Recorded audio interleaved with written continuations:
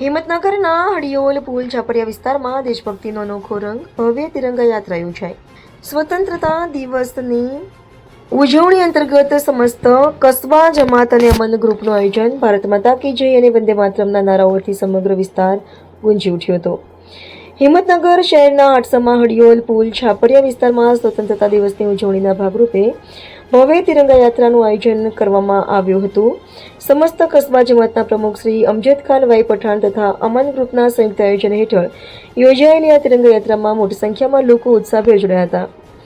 આ પ્રસંગે છાપરિયા કસ્બા પ્રમુખ શ્રી અમજદભાઈ પઠાણ, જાફરભાઈ દિવાન, સમીરખાન પઠાણ, શોએબખાન પઠાણ, અલ્તાફભાઈ ચલવરી, આસિફભાઈ બહેલીમ, રિયાઝભાઈ કાજી, પરવેશ ખાન પઠાણ અને ઇશ્તિયાક શેખ સહિતના આગેવાનો ઉપસ્થિત રહ્યા હતા. ઉપરાંત A division police staff, Ashraf કસ્બાના આગેવાનો તથા હડિયોલ પુલ છાપરી અને આસપાસના વિસ્તારોના નગરજનો મોટી સંખ્યામાં તિરંગા યાત્રામાં જોડાયા હતા. તિરંગા યાત્રા શરૂ થતાં જ લોકોમાં ભારે ઉત્સાહ જોવા મળ્યો હતો.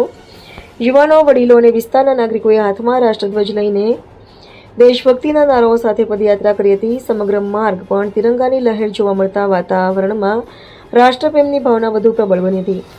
આ તિરંગા યાત્રાનો પ્રમુખ ઉદ્દેશ્ય સ્વતંત્રતા દિવસની ઉજવણી સાથે લોકોમાં રાષ્ટ્રપ્રેમ, એકતા અને રાષ્ટ્રીય એકતાની ભાવનાને વધુ મજબૂત કરવાનો હતો.